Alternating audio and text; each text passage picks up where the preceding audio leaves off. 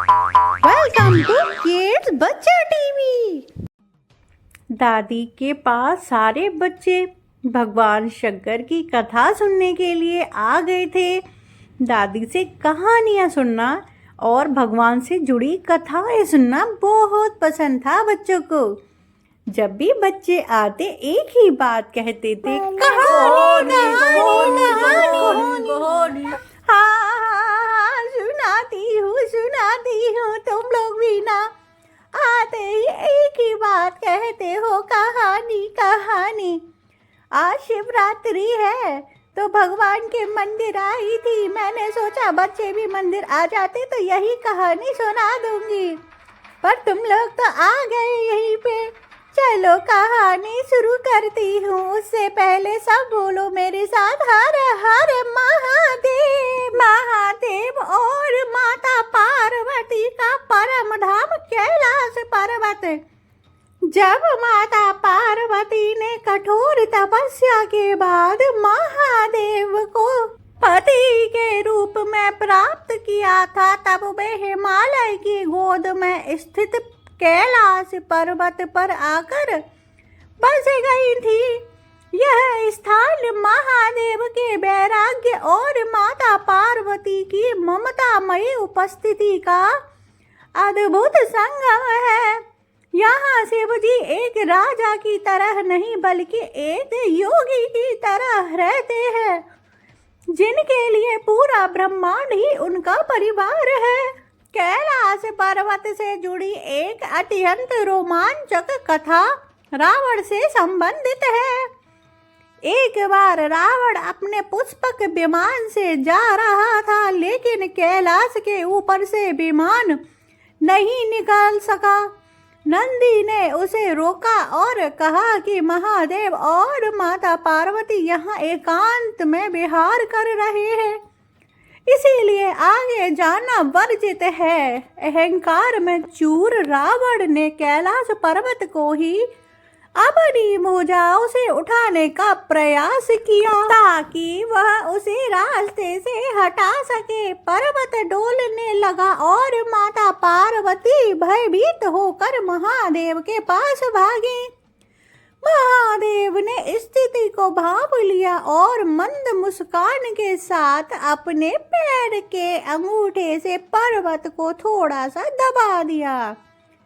पर्वत के भार से रावण के हाथ दब गए और वह दर्द से चिल्ला उठा।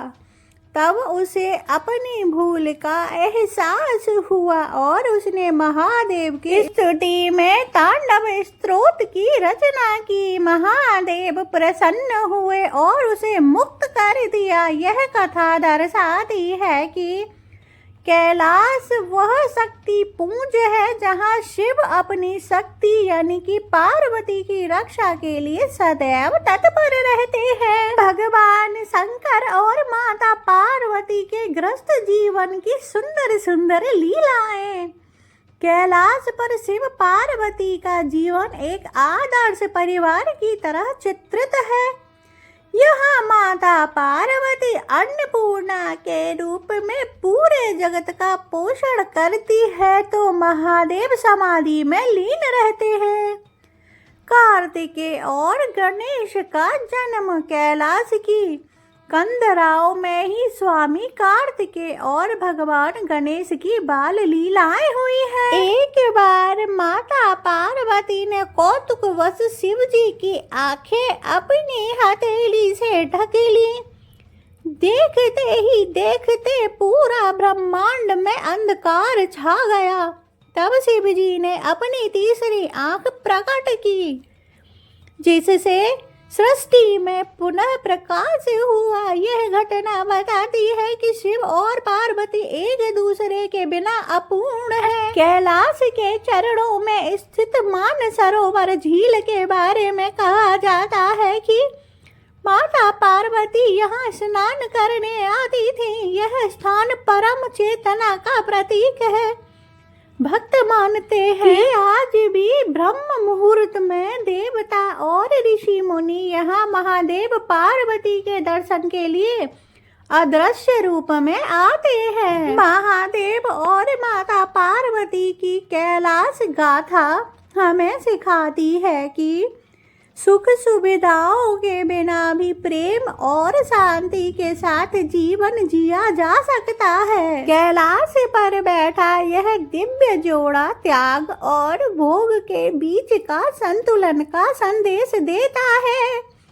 जहाँ शिव परम पुरुष यानी कि चेतना है, वहीं पार्वती अथाह शक्ति यानी कि प्रकृति है। उन दोनों का निवास स्थान कैलाश आज भी मानवता के लिए अजय श्रद्धा का प्रतीक है। कोई भी ग्रस्त जीवन अगर अच्छे से नहीं चल रहा हो तो माता पार्वती और भोलेनाथ का स्मरण जरूर करना, क्योंकि माँ भगवती पार्वती कितनी बड़े राजघराने से थी, राजकुमारी थी और भगवान शंकर के साथ वैराग्य जीवन जीने लगी। अगर भगवान शंकर माता पार्वती की कहानी अच्छी लगी हो तो वीडियो को लाइक कर दो, चैनल को सब्सक्राइब कर दो, बेल आइकन ऑल पे दबाना। मिलेंगे एक और कहानी में, तब तक के लिए हर हर महादेव।